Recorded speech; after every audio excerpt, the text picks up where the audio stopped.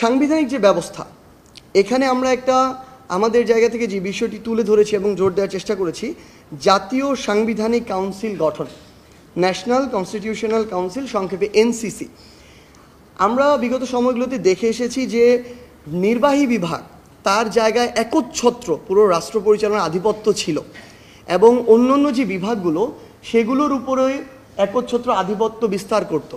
সেই জায়গায় এই জাতীয় সাংবিধানিক কাউন্সিল নির্বাহী বিভাগকে জবাবদিহিতায় রাখার একটা কাজ করবে এবং সাংবিধানিক যে পদ, এই পদগুলোতে নিয়োগদানের কাজটি করবে।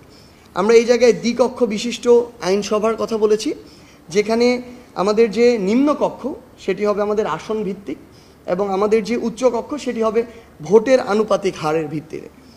আমরা উচ্চকক্ষের যে কাজ, এই কাজগুলো আমাদের জায়গা থেকে তুলে ধরেছি, যেমন সংবিধান সংশোধনে 2/3 সংখ্যাগরিষ্ঠ ভোটে এখানে পাশ হতে হবে।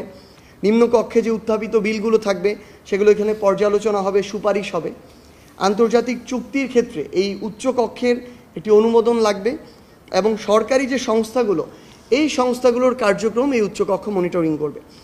এবং আমরা গুরুত্বপূর্ণ কিছু বিষয় আমাদের জায়গা থেকে আরও তুলে ধরার চেষ্টা করেছি, যে সংসদ সদস্যরা পার্লামেন্টে স্বাধীনভাবে তাদের মতামতটি প্রকাশ করতে পারবে। পাশাপাশি সরকারের যে স্থিতিশীলতা সেটিও যেন রক্ষা হয়, আবার যেন অস্থিতিশীল কোনো পরিবেশ না হয়, সেজন্য একটা সাংবিধানিক সেখানে ব্যবস্থা থাকবে। আমরা আগেও জানিয়েছি, আজকেও এটি পুনরাবৃত্তি করেছি, যে ভোটারদের বয়স যেন 16 করা হয় এবং প্রার্থীর বয়স নির্বাচনে অংশগ্রহণের ক্ষেত্রে যেন 23 করা হয়। আরেকটি গুরুত্বপূর্ণ বিষয় আমরা তুলে ধরেছি, তথ্য প্রাপ্তির যে অধিকার, এটাকে যেন মৌলিক অধিকার হিসেবে স্বীকৃতি প্রদান করা হয়।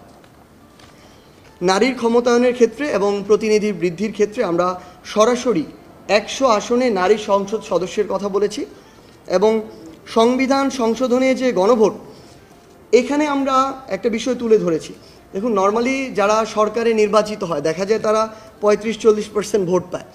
সেই জায়গায় গুরুত্বপূর্ণ বিষয়গুলোতে আমরা যদি শুধুমাত্র তাদের মতামতের ভিত্তিতে এটা সংশোধন হয়ে যায়, এমন হতে পারে কিছু ক্ষেত্রে এটা ওই 30-35 বা 40% মানুষের মতামতের ভিত্তিতে। তো সেই জায়গায় এরকম গুরুত্বপূর্ণ সংশোধনীর ক্ষেত্রে আমরা গণভোটের চাওয়া এটা ব্যক্ত করেছি এখানে।